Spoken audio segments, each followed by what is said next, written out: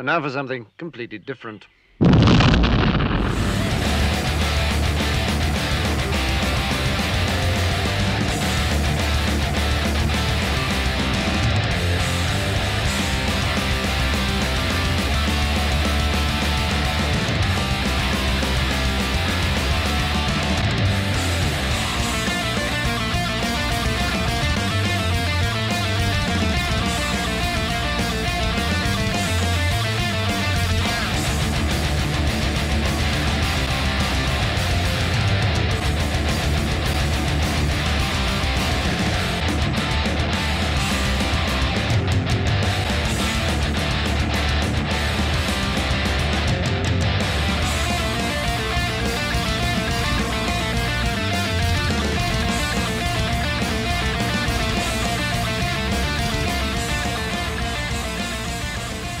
Wspominałem wam, że będzie coś z całkiem innej beczki, także jest. Stara, kultowa i porządna Yamaha XJ600 Diversion S. Zapraszam.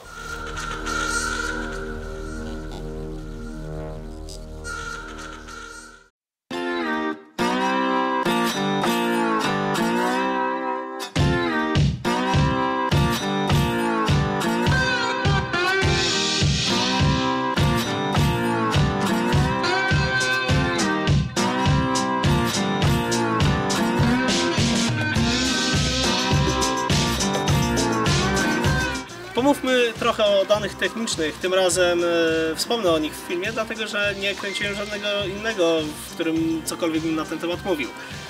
Motocykl zasilany jest rzędową, czterocylindrową jednostką o pojemności 600 cm i chłodzoną powietrzem.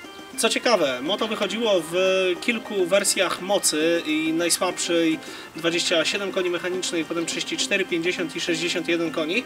Ta jest w najmocniejszej wersji 61 koni. Przy tej mocy motocykl generuje około 50 Nm momentu obrotowego. Opony. Z przodu mamy 110/80, z tyłu fabrycznie 130/70, także wiecie, ta tylna oponka przy 600, jakby nie patrzeć, wydaje się być dosyć wąska, ale motocykl prowadzi się całkiem ok. Bak ma pojemność 17 litrów i przy spalaniu między 4,5 litra do 6 z groszami starcza spokojnie na przejechanie około 250 km, zanim włączy wam się rezerwa. Zapytałby ktoś, jak może przyspieszać, no bądź co bądź 600, ale zaledwie 60-konna. Otóż wyobraźcie sobie, że motocykl ten łapie 100 km na godzinę już w 5 sekund, także jest całkiem nieźle.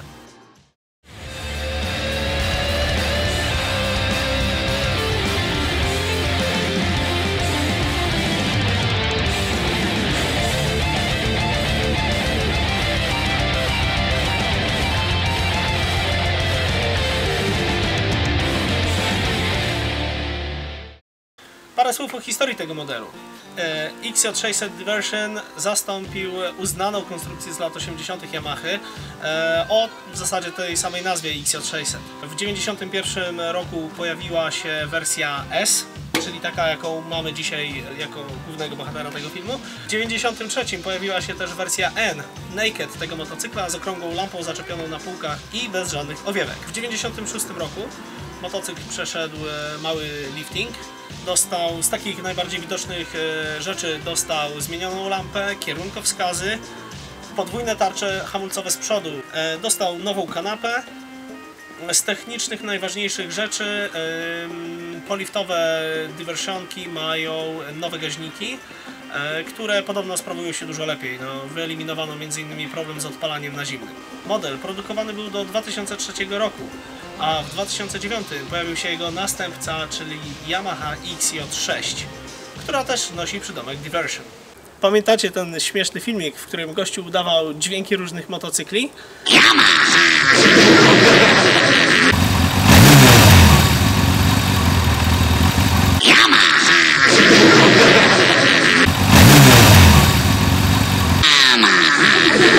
Suzuki's, no question about it. Cena tych motocykli zależy w dużej mierze od tego, co posiadają na wyposażeniu i umówmy się, ciężko jest znaleźć motocykl, który ma 20 lat i nie ma nic wymienione. Ten motocykl nie inaczej. Ma zmienione lusterka, w oryginale mamy takie wielkie karaczany, nie? Które oczywiście zapewniają dużą widoczność do tyłu, ale wyglądają jakby były przeszczepione, nie wiem, z Goldwinga. Mamy zamontowaną wysoką szybę, oryginał sięga gdzieś mniej więcej dotąd zaledwie, więc przy tej wysokiej szybie jeździ się zdecydowanie przyjemniej. Znacznie więcej wiatru jest wywiewana nad naszą głowę i jeśli nie jesteś, nie wiem, dwumetrowym kolesiem, to będzie dużo lepiej. Warto wspomnieć o tym, że ta ma unikatowe owiewki dolne. Normalnie SK posiada tylko tą czachę, natomiast tego nie widziałem w żadnej 600-ce. Prowadzenie tego motocykla jest tym, co sprawiło, że ma on renomę idealnego motocykla na pierwsze moto. Bardzo dużo wybacza, prowadzi się łatwo i przyjemnie, nie wymaga ogromnych umiejętności od motocyklisty. Zawieszenie jest zestrojone w sposób zapewniający maksymalny komfort, dlatego mimo tego jak on wygląda, nie możemy udawać, że jest to motocykl sportowy. Nie zanotowałem znaczącego odczucia spadku mocy przy jeździe z pasażerem, a to jest całkiem spoko, jeśli dysponujecie motocyklem o niewielkiej pojemności, niewielkiej mocy, który kupiliście sobie na początek. Co warte wspomnienia, mówiąc o dobrze zestrojonym zawieszeniu dla początkujących motocyklistów, nie ma tendencji do wpadania w szimę. Nawet jeśli gdzieś przejeżdżamy hopkę, troszkę ulży nam ten przód, nie zauważyłem, żeby to moto próbowało gdzieś tam wpadać w wachlowanie, także polecam dzieciom. Rozpadało się, ale i tak trzeba zrobić jakieś podsumowanie. Najpierw zalety tego motocykla. Cena. Niezaprzeczalny plus. Za śmieszne kilka tysięcy złotych kupujecie moto, które naprawdę zawiezie Was daleko. Po drugie, motocykl sam w sobie jest bardzo ekonomiczny z kilku przyczyn. Niewielkie spalanie, śmiesznie tanie części, a także zalecane przez producenta absurdalnie długie interwały serwisowe sprawiają, że nie wydacie na niego krocie. Jeśli mówimy o plusach co do samej jazdy, motocykl jest łatwy w prowadzeniu, ma wygodną pozycję za kierownicą, a także co warte wspomnienia, ma wygodną kanapę, miejsce dla pasażera i wasza dziewczyna czy kogokolwiek tam wozicie sobie na plecaku na pewno to doceni, bo w niejednym motocyklu zwyczajnie nie ma gdzie siedzieć, a tutaj jest naprawdę komfortowo.